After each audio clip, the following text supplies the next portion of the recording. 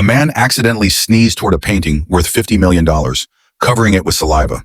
He pulled out a handkerchief to clean it, but a blue stain appeared. At that moment, he realized that his leaking pen had damaged the artwork.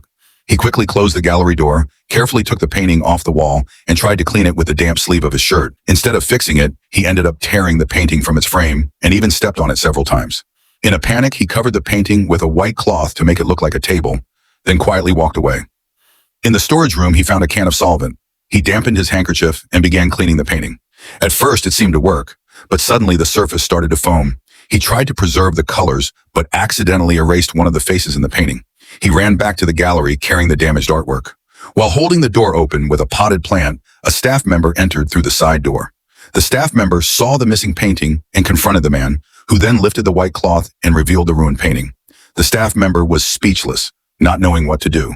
In the end, they rehung the painting and locked the room. After the incident, they went to a bar and got drunk. Sometime later, the man gathered various items, including laxatives glue, a hairdryer eggs. He returned to the museum. First, he distracted a guard by asking for assistance. Then he added laxatives to the guard's coffee and switched the bathroom key. The guard ran off in a hurry, clutching his stomach. The man entered the painting room, removed the original label, and replaced it with a poster. He coated the poster with egg whites and nail polish, then dried it using the hairdryer. Once finished, he rehung the restored painting and left. Sometime later, the hidden painting was discovered. Everyone was shocked. It looked perfect.